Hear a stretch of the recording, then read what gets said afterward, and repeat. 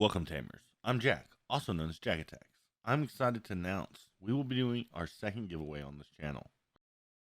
What is it, you may ask? We will be giving away a sealed box of Battle of Omni.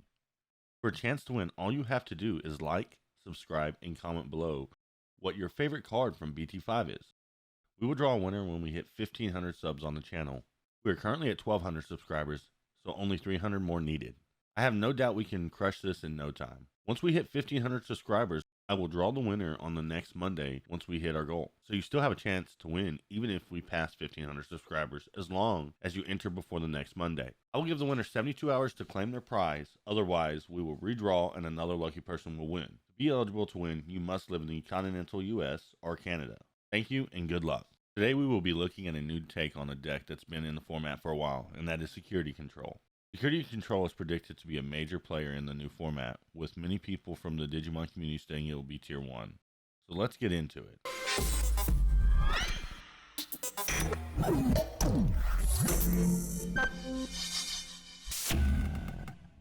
We're going to start with taking a look at the option cards. Options we are playing are Ultimate Flare, Plasma Strike, Trident Revolver, Transcendent Sword, Gaia Force, Holy Wave, and Wyvern's Breath. Let's go to the first option card. Ultimate Flare is being considered one of the best option cards coming out of Battle of Omni. Ultimate Flare de-digivolves 3 on one of your opponent's Digimon and then deletes all of your opponent's Digimon with a play cost 3 or less. This card is particularly good against anyone playing some sort of Rookie Rush style deck, as it will clear their entire board normally. This card is also fairly good against Lord Nightmon, as it can deal with Lord Nightmon by de-digivolving it back down to a level 3 and help clear Digimon it may have put into play.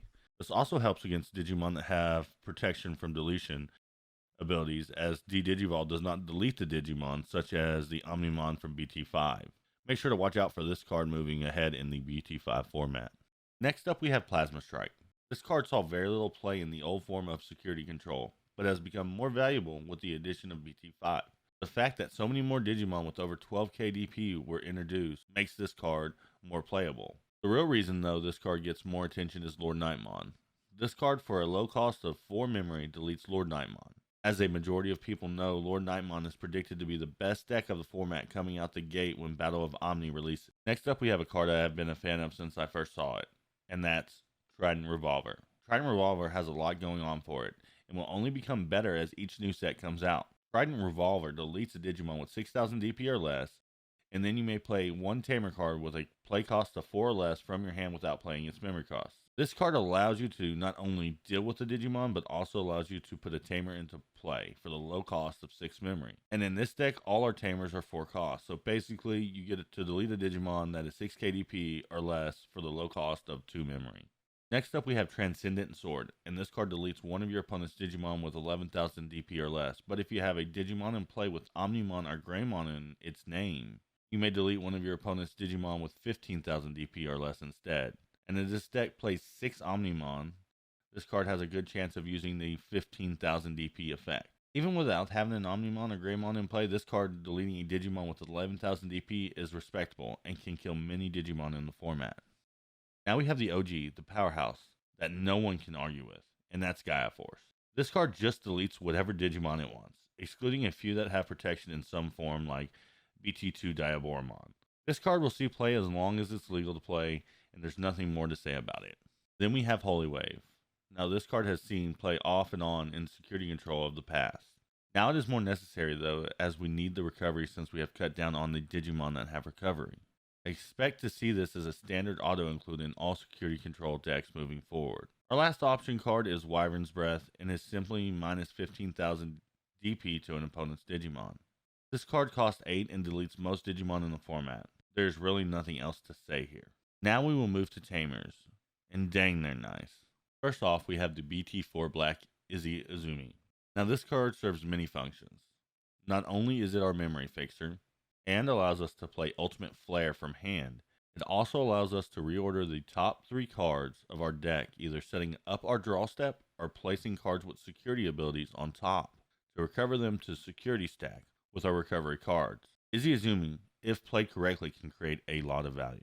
Then next we have our new Tamer, Tai Matt, with a start of your turn ability that is powerful, basically stating that if your opponent has a level 6 or higher Digimon in play, gain 2 memory. With Izzy in play, this means you could start your turn with 5 memory, which is extremely helpful in a deck full of expensive play cost cards. Next, the your turn ability is relevant as well, as it gives all Omnimon plus 1 security attack. With this deck having 6 Omnimon, this allows us to chip away at the security in games faster than before. Now it's time to move to the Digimon, and we will start with the Digitama, and in this current build uses whichever one you want. In my deck list I have one listed, and it's really all you ever need, as it is purely there so you can cast your red option cards from hand. I however would recommend when playing to have a full 5 Digitama. It doesn't matter which ones as long as they're all red. A good player will see one egg and immediately know what deck you're playing. And giving away information like that can help your opponent make more optimal plays on the first turn, creating a disadvantage for you. We are going to cover the Recovery Digimon next, as this has been the most consistent part of the deck. The Recovery Digimon consists of Lucemon, Machinedramon, and Machinedramon. Diaboromon has been removed from the deck just due to the pure fact it must be Digivolved to recover, and we only have 4 targets to Digivolve it onto. These Digimon just stem the damage and allow you to put more security into your security stack, hopefully putting cards with powerful security abilities in your security stack. Next up we have Machinedramon. This card has several functions, and one is just being a blocker. The other is to slow the game down with its on-play ability. When you play Machinedramon, you may de-Digivolve 2 of your opponent's Digimon. This also deals with problematic cards like Lord Nightmon and BT5 Omnimon, which could be difficult to deal with. It also provides a Digimon that both Omnimons we are playing can Digivolve off of. Next up we have Omnimon Alter S, which when Digivolve, de-Digivolves 1 on all of your opponent's Digimon, and then deletes all of your opponent's Digimon with 5000 DP or less. This can be extremely powerful in the right scenarios. Alter S also gives us a 15,000 DP Digimon to check security, allowing us to have a very high chance of surviving security checks. Alter S also has its when attacking trigger, allowing us to make him unblockable if we return a level 6 in our Digivolution stack. And with our level 6 being Machinedramon, this allows us to replay Machinedramon using its on-play ability again. We just talked about Alter S to lead into Volcanicdramon. Volcanicdramon is a flex slot, and I chose him for several reasons.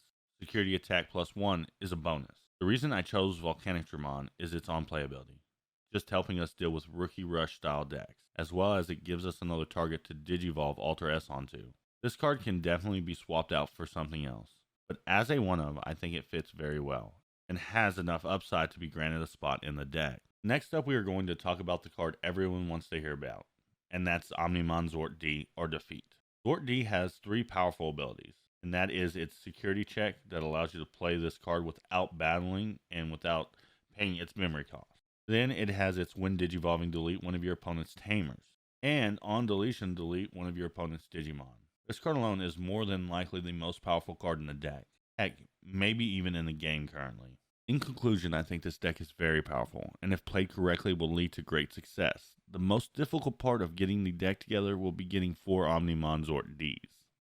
Make sure to enter my giveaway, as we are giving away a sealed box of Battle of Omni to one lucky winner.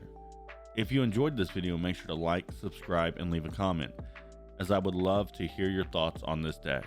I'm kinda done here, and I gotta go. Bye.